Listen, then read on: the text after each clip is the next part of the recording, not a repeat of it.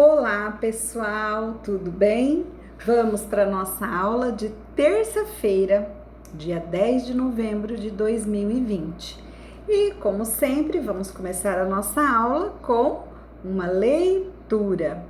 O apanhador de acalantos. Você sabe o que é acalanto? Acalanto é carinho, tá? É um chamego. E também quem escreveu, como a autora de ontem, essa também tem 13 anos. Então, quem escreveu esse livro foi uma criança. Olha que coisa mais legal! Então, leiam, tem uns desenhos muito bonitos e a história é muito fofinha, tá? Olha só, língua portuguesa, a gente vai trabalhar na apostila, da página 284 até a 287. Apostila número 4, né, pessoal? Então, aqui tá falando sobre uma notícia que foi dada no Estadinho. Quando você compra aquele jornal normal, no caso esse daqui, o jornal O Estado de São Paulo, no meio dele vem um jornal para crianças que chama Estadinho. E esse jornalzinho aí já faz 25 anos que ele é publicado. Então, quando foi, né, quando chegou a 25ª, né, quando chegou 25 anos, eles fizeram uma edição especial. Então, tá escrito aqui nessa notícia. Se você olhar aqui, ó, tá vendo? Olha, essa notícia aí é de 2013, mas aqui para publicar na apostila foi consultada em 2018. Então aqui tá falando assim: essa notícia é antiga, afinal foi veiculada em 2013. Reescreva o segundo parágrafo do texto, situando esses acontecimentos no tempo passado e fazendo todas as alterações necessárias. Ontem na atividade nós não vimos quando a gente muda, que palavra que a gente muda, né? O verbo, de quando aconteceu e de quando vai acontecer. Então, qual é o segundo parágrafo aqui? O segundo parágrafo, o primeiro é esse aqui e este aqui é o segundo parágrafo. Então, aqui no segundo parágrafo, a Mostra Estadinho 25 anos conta um pouco de nossa história. Essa palavra aqui, ela tá no presente, conta, como se essa notícia fosse agora. Só que essa notícia aconteceu em 2013. Então, como que você tem que escrever? A Mostra Estadinho, 25 anos, contou um pouco da nossa história. Mostrou como o mundo mudou nesse tempo, com capas que marcaram cada ano. Então, assim, vocês vão fazendo, né, as mudanças necessárias aí, tá bom? Aqui, A4. Conversar com elefantes? Que maluquice é essa? Para saber mais sobre esse curioso fato, complete o texto a seguir com os verbos entre parênteses flexionados no tempo passado. Então, aqui está contando uma história. A menina Nirmala Topo, de 14 anos, aí você tá vendo aqui, ó, tá escrito virar. Você não fala, né? A menina virar celebridade no leste da Índia. O que você faz? Vamos ver se eu consigo escrever. Virou, né? Por quê? Tudo no passado. Então, você vai colocar aí, ó, que ela virou celebridade no leste da Índia, pois consegue falar com elefantes. Nas florestas de 3 estados do leste e do centro da Índia vivem mais de 3.000 elefantes. Então, o que você tem que mudar? Essas palavrinhas aqui, ó, tá bom? Então, você tem que colocar como se isso já aconteceu, tá bom? Aqui na próxima, deixa eu diminuir para poder virar, aqui.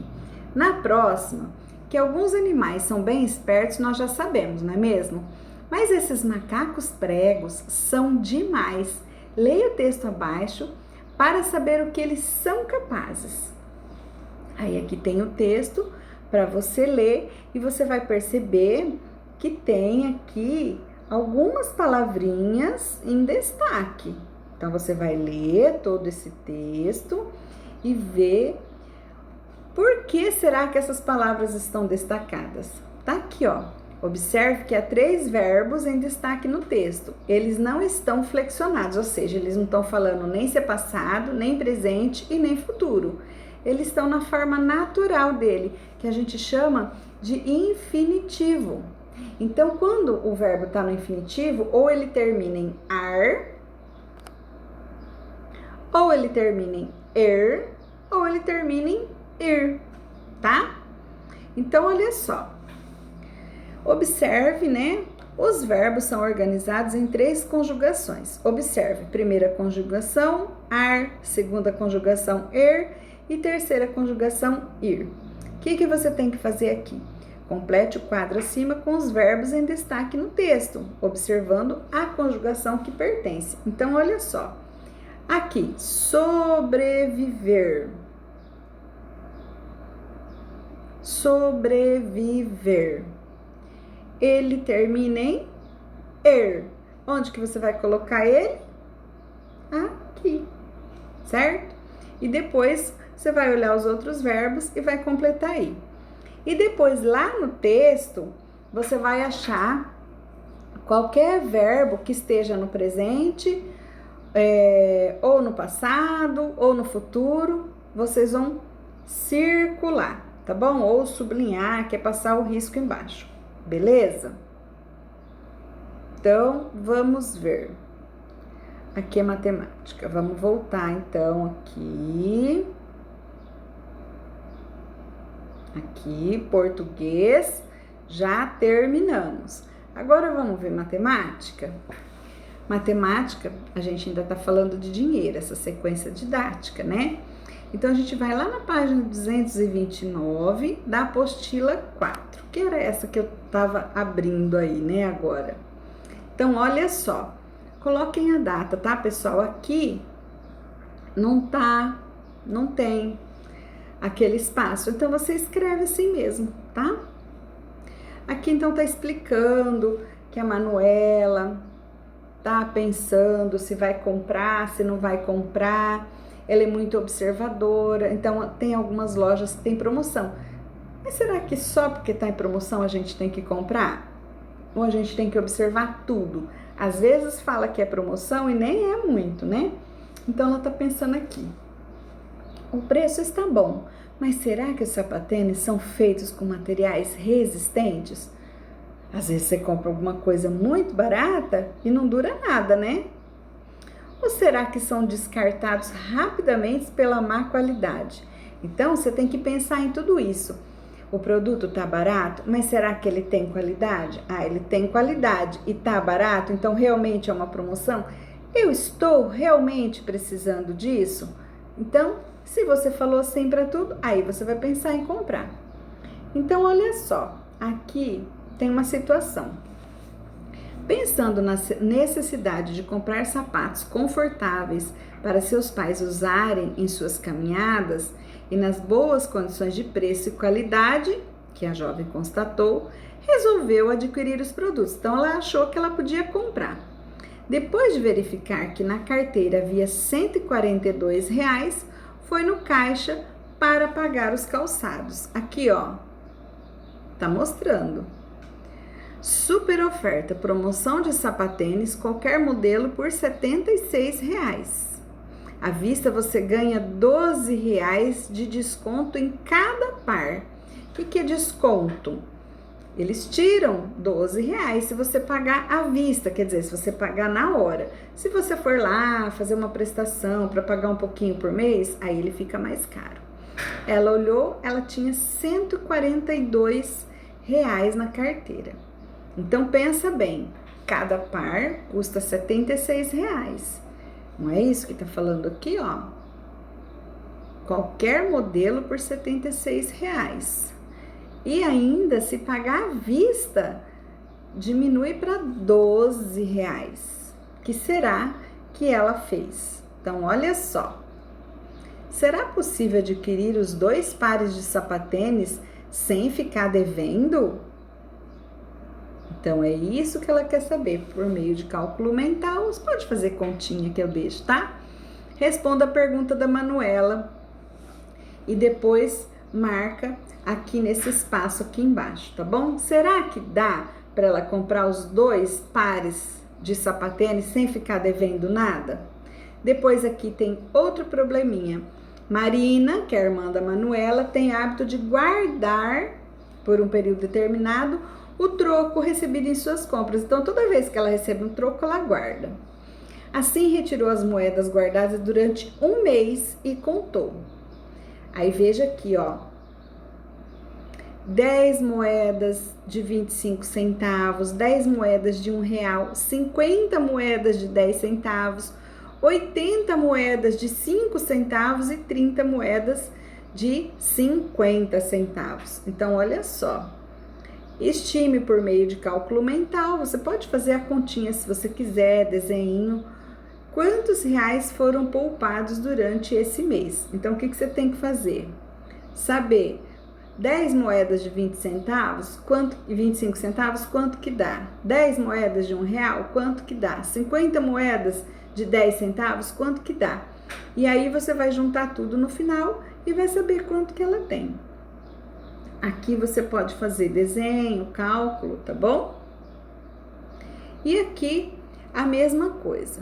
Marina conseguiu juntar, então é a resposta. Se a Marina tiver exatamente esta economia mensal, quanto ela irá poupar durante? Então, você vai descobrir lá quanto que ela economizou naquele mês.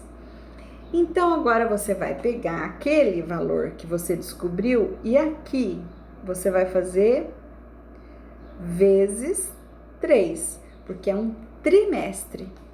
Aqui é um semestre, então eu vou fazer vezes 6. E é um ano. Quantos meses tem um ano? 12 meses, tá bom?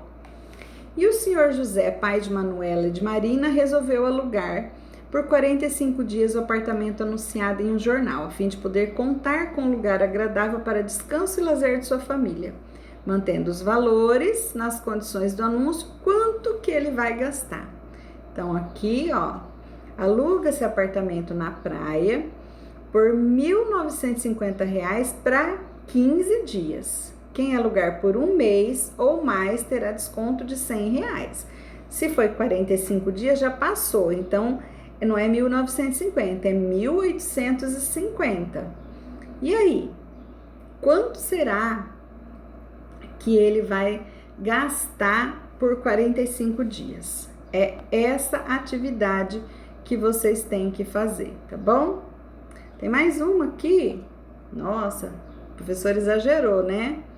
Aqui tem mais um problema da Marina, que ela tá pensando em comprar uma mochila nova e a que ela mais gostou custa R$ 85. Se cada semana ela guardar R$ 15, quantas semanas ela vai precisar guardar para ter R$ 85, tá bom? E aqui a Fernanda combinou com os amigos uma tarde no cinema. Assim precisava de dinheiro para as despesas de transporte, ida e volta, ingresso e pipoca. Veja na tabela os valores de cada item de despesa. O ingresso para o cinema é R$ 28, a pipoca é R$ 15 e a passagem do ônibus é R$ 3,50. Lembrando que ela gasta R$ 3,50 para ir e R$ 3,50 para voltar. Então, aqui, procure planejar suas ações. Com o dinheiro não da árvore, nem cai do céu, administre e use bem. Então, aqui, ó, veja na tabela os valores, né? Pense nisto. Você vai colocar aqui quanto que ela vai precisar de dinheiro para ela ir no cinema, para ir, voltar, comer a pipoca, tá bom? Então, quanto que ela precisa para ela poder passar esse dia no cinema? Faça essas contas aqui, tá bom? Matemática, nós terminamos aqui. Agora, não acabou. Tem história. História, vocês vão na página 96 até a 101 da apostila 4 também. Mas aqui é só para vocês lerem e conhecer essa história dos escravos no Brasil, tá bom? Aqui eu deixei marcado as partes mais importantes para que vocês entendam tudo o que aconteceu, que eles vinham da África, chegava aqui, eles eram vendidos como objetos, como se fossem coisas que você compra para usar. E depois, então, eles eram levados para o engenho. O engenho era onde se fazia açúcar, melaço. Então, eles trabalhavam, mas eles faziam tudo, desde cortar as árvores, construir as casas, fabricar o açúcar, embalar, entregar, até vender. E o dinheiro ficava tudo para o senhor do engenho, que era o dono, né?